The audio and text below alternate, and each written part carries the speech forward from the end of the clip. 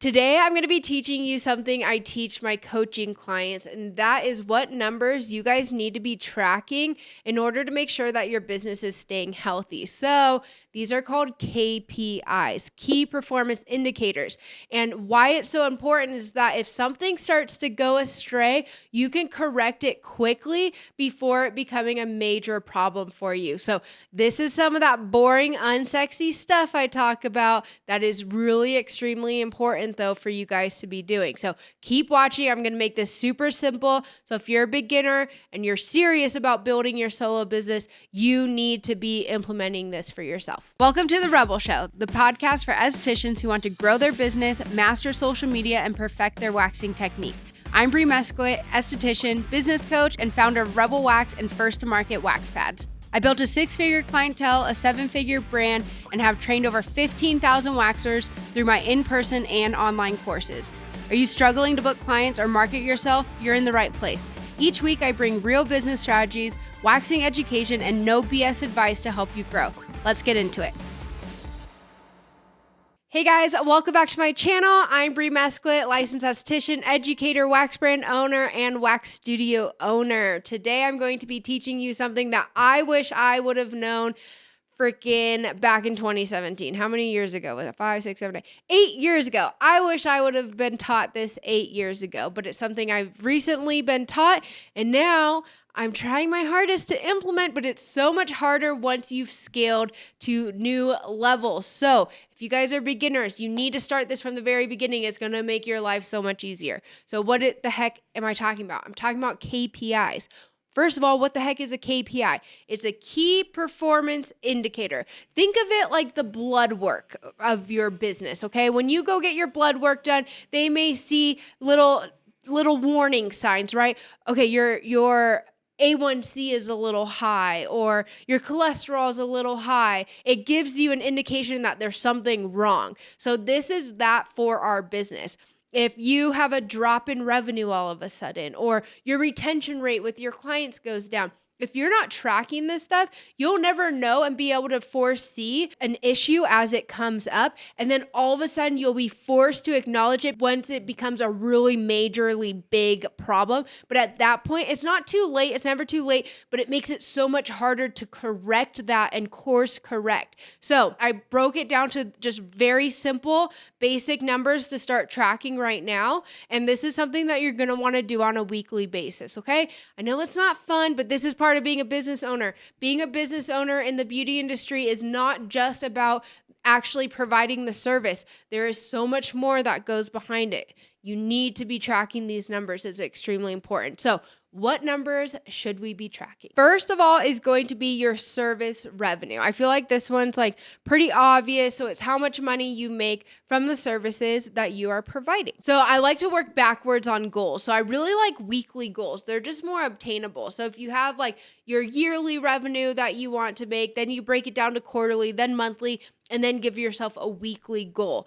So with tracking this, you'll know if you're on track. Also, you're going to be able to start to see patterns. So it's really nice. Once you get a few months under your belt, and then 6 months, and then a whole year, and then a couple years under your belt, you're going to be able to see patterns, and you're not going to fall into what we all fall into as service providers of like, oh my God, it's really slow this month. What's going on? Where am I going wrong? My business is going under. It's like, no, you can see the patterns. Like for example, September tends to be a little bit slower. Why? Kids are going back to school. People are trying to find their new routines. It's a transition period. So you'll start to learn those patterns. You also start to learn the peaks and then be able to plan accordingly as well. Okay. All right. Next is going to be your retail revenue. So service revenue is from the actual services that you're providing. I think that's pretty clear. Retail revenue is going to be from any products that you're selling. Okay. So ingrown hair serum, scrub gloves, body washes, anything you're selling retail, you want to have a separate tracking of that.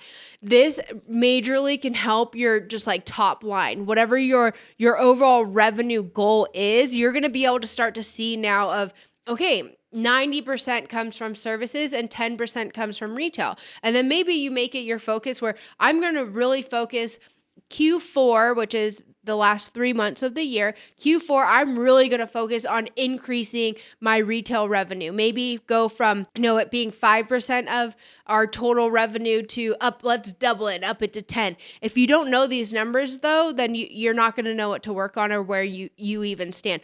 You guys, what you focus on expands. When we first got started on this journey of just entrepreneurship in general and doing our own thing, I learned that what you focus on expands. And I forget who said, it might have been Alex Hermosi, but he said literally waking up in the morning and logging into your online banking and looking at your checking account to see how low it is every day, you would think like, okay, what does that do? But even though I didn't do anything, it didn't make me take different action. Just focusing on it, it did start to grow. It's the creepiest, craziest thing. I'm telling you, it works. I'm sure subconsciously my actions did change a little bit because I was actively looking at that. So maybe I skipped out on a Starbucks that day or whatever it is. But what you focus on expands. So focusing on these numbers are going to allow them to expand for you and grow your business. And I know all of you watching this, if you're watching my podcast episode, I guarantee you are a solo beauty provider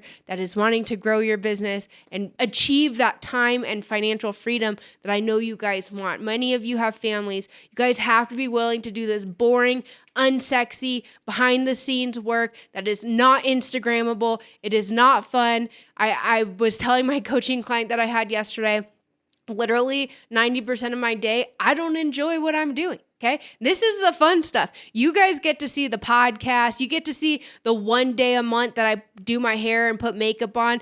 I'm not always showcasing the boring stuff of me sitting here in my office behind my laptop, doing the mind numbing and sometimes really mentally taxing tasks that I have to do on a daily basis. But I know that if I stay consistent with these things and I do the boring, unsexy things, that is the most successful people are willing to suffer the most, honestly, be really bored and stay consistent, and they move really quickly too. So they don't put off these tasks. So if you guys want to achieve that success and the goals that you guys set for yourself in January, it's not too late, you guys. We still give yourself a jump start to January of 2026 by starting to do the things you know you need to do and start doing it right now. Don't wait for a Monday. Don't wait for the beginning of a month. Don't wait for the beginning of the year. Now I know I'm going on a side tangent, but I know how hard it is to get ourselves to do these types of things. And it's really easy to say,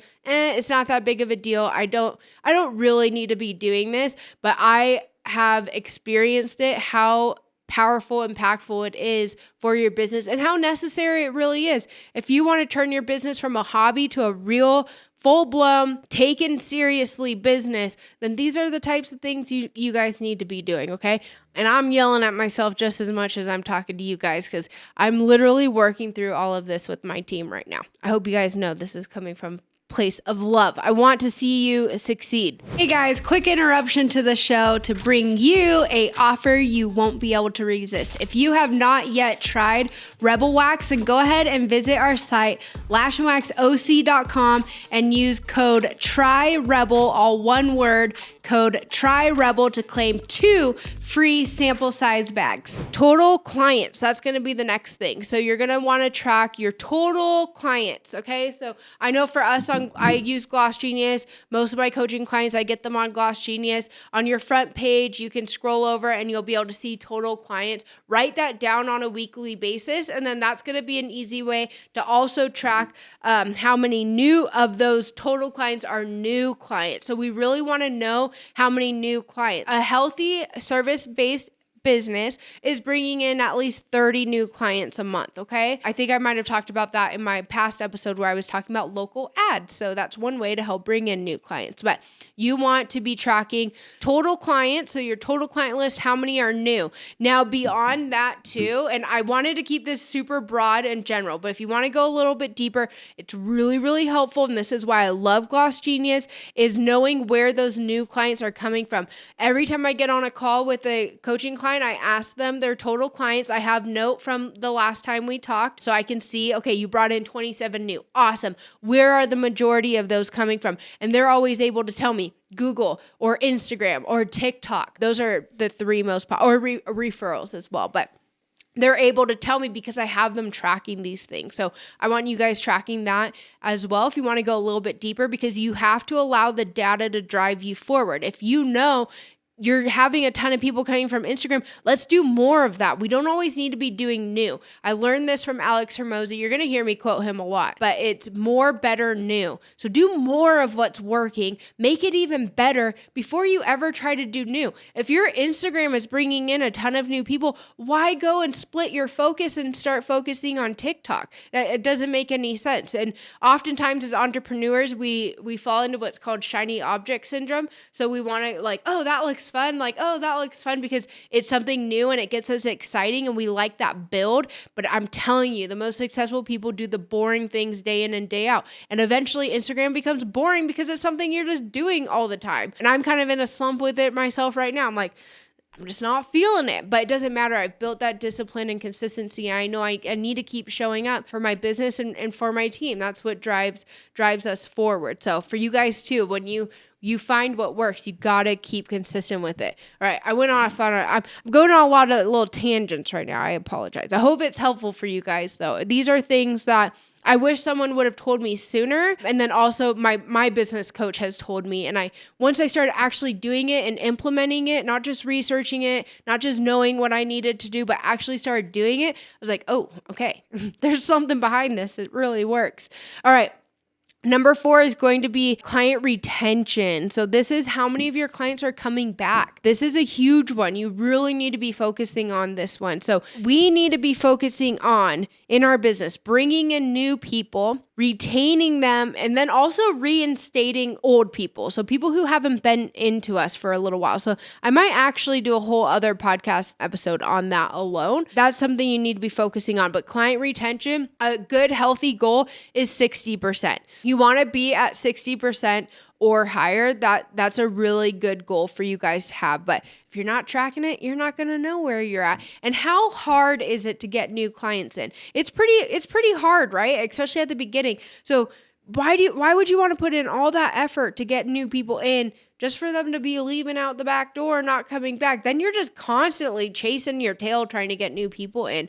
If you can bring them in and then retain them, eventually you get to slow down a little bit on pushing so hard for trying to get new people in. And then you have a whole other first world problems. That's what we want. We want first world problems. We want you guys to be like, I have so many people, I don't know where to put them. I can't fit people in. My schedule's full. Like, do I extend my days? Do I work an extra weekend day? We want you to experience those types of problems, and tracking these numbers is how you're going to do it. Number 5 is going to be your Google reviews and Google rankings. So on a weekly basis, you'll just write down your total amount of reviews. So maybe you were at 50 and then the next week you're at 56 and then you're at 61. So you want to be tracking that, and then also where you're ranking on Google. So how do you figure this out? So this is what I do. I literally go on Google and I type in Bend, Oregon waxing, or Brazilian waxing, I'm sorry. So you want to get specific to what your main thing is. And for me, it's Brazilian waxing, and most of my coaching clients is Brazilian waxing as well. So Bend, Oregon, so your location, Brazilian waxing. Then you're going to just scroll and you're going to see where it is that you rank. The goal is to be the top 3. It takes a lot of effort and a lot of work. So right now in this episode, I'm just talking about tracking this. That's the first step, is tracking it. Remember what I said earlier, what you focus on expands. So we got to focus on this.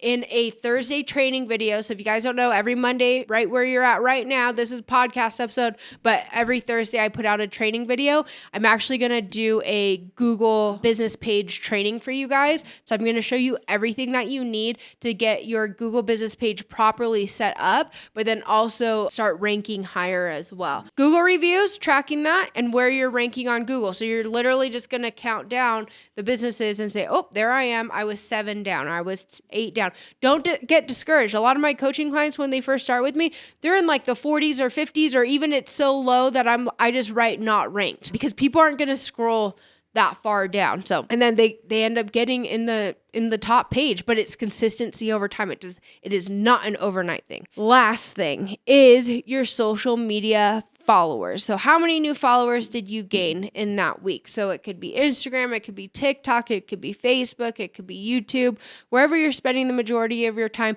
Most of you, I would suspect, are on Instagram and TikTok. So make sure that you are also tracking your new followers as well. All right, so just to wrap it all back up, these are the 6 that I really recommend starting off. These are the 6 most basic.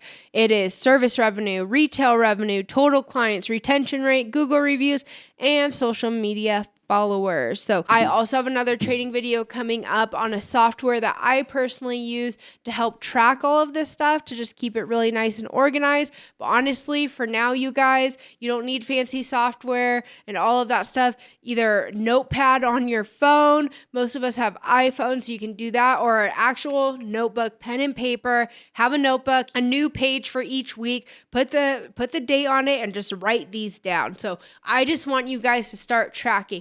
Don't be putting this off because you're thinking, oh, I need the fancy this and that, or spreadsheets and Excel sheets.